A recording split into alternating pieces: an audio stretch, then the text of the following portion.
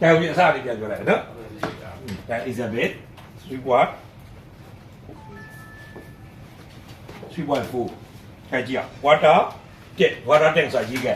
ဒီကန်ရဲ့တိုင်းတာ3 meter 3 meter 3 meter ရှိတယ်ဒါဆိုဒီအမြင့်လေးက3 meter ဒါဆိုဒီရေကန်ထဲမှာရေပြည့်သွားမယ်ဆိုရင်ရေရဲ့ volume ဒီရေကန်ရဲ့ volume အဲ့ဒါကိုရေနဲ့ရေပိုက်ရတဲ့ရေတင်မှာရေတင်တဲ့အခါမှာရေတက်လာမယ်အမြင့်ဒီရေစင်ရဲ့အမြင့်က10 meter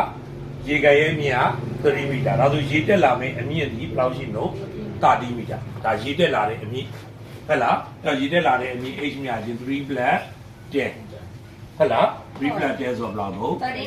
30 meter ကဲဟုတ်ပြီဆက်ကြည့်မယ် it takes 1 hour to fill အဲ့ဒါဆိုရင်ရေအပြည့်ဖြည့်ဖို့အတွက်ဘယ်လောက်ကြာ1 hour ဒါဆိုဟောဒီ volume ကြီးထဲမှာရေပြည့်သွားဖို့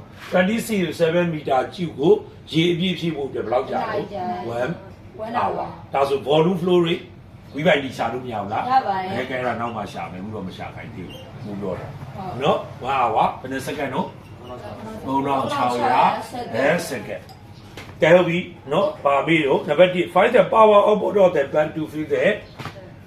ကဲနော်ရေအပြည့်ဖြည့်ဖို့အတွက်ဟောဒီကရေတင်မဲ့ပါဝါရေတင်မဲ့ပါဝါ P ကိုရှာမယ်နံပါတ်1ကကဲဒါကတော့ grade level တော့အတွက်တဲ့ပုံစံနည်းကြီးပြည်ညီများချင်းပါတော့ပါဝါကိုလိုချင်တော့ပြည်ညီများချင်း W/D work done W ရှာမယ်ရေတင်ရမှာလုပ်တဲ့အလုပ်ရေကိုဒီကနေအောက်ခြေကနေဒီကိုတင်ရမှာလုပ်တဲ့အလုပ်ရေရဲ့ mass mg အမြင့်နော်ဘလောက်မျိုးတင်နေ h အမြင့်ကိုတင်နေကြာကြီးဘလောက်ကြာတော့ဒီကြာနားလေလားဒါပေမဲ့ရေရဲ့ mass ကိုပြီးလားပြီးပါဘူးမပြီးဘူးရေရဲ့ဘာကိုပြီးတော့ density ကမပြီးလေသိရမယ်ဆံမွေးမှာတော့ပြီးထားတာများပါတယ်ဒီရဲ့ density ကဘယ်လောက်လို့1000 kg per meter cube ဒါဆိုရင် mass နဲ့ density နဲ့ဆက်ဆက်တာ rho equal to m by v အဲ့တော့ m equal to rho v ဒါဆို m နေရာလေးမှာပါထည့်မလို့ rho v g h by t ရလားဒီပုံလေးလေးရနော်အခိုင်အဲ့ဒါမသိတဲ့ကောင်ပါမှမရှိတော့ဘူးrho က1000 v က27 g က9.8 h က30ဟုတ်လားကဲတီးရဘယ်လောက်တော့3600ကဲဒါဆိုရင်ရေတင်ဖို့လိုအပ်တဲ့ပါဝါရမယ်ဒီပါဝါဆိုရင်က1ကဲဟုတ်ပြီနောက်နံပါတ်2ကဲနံပါတ်2ကပါပြီလို့နံပါတ်2က find the flow rate of volume flow rate အဲ့တော့ v by v ကိုရှာမယ် v ကိုအကြီးနော် v နဲ့ speed နဲ့ v နဲ့တွဲအောင်ရေး and the speed of the water flow in the bath ဒီထဲမှာရှိနေတဲ့ speed အဲ့တော့ဒီမှာရှိတဲ့ speed နဲ့ဒီကထွက်လာတဲ့ speed နဲ့မတူဘူးလားအဲ့တော့ speed ကspeed v လို့ပဲပြောလိုက်တော့မယ်ဟောပေးတာကပါပေးတာလေ pi ရဲ့ radius ကိုပေးတာလေ pi ရဲ့ radius r ဘယ်လောက်တဲ့တော့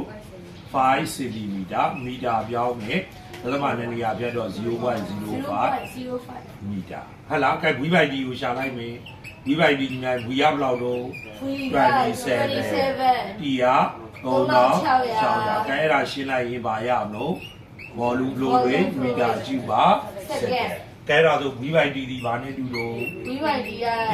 into v အဲ့တော့ v/d ညီမချင်း radius ပေးထားတော့ pi r square into v ဟဲ့လားကဲဒါလေးစာပြီး v/d ကဒီတိုင်းမရဘူးလား pi r က 0.05 square into v ကဲဒါလေးရှင်းလိုက်ဟဲ့လားရှင်းလိုက်ရင် solve the equation နဲ့ရှင်းလိုက်ရင် meter ကိုတွေ့မယ် unit က meter per second โอเคလားနဲကဲဟုတ်ပြီ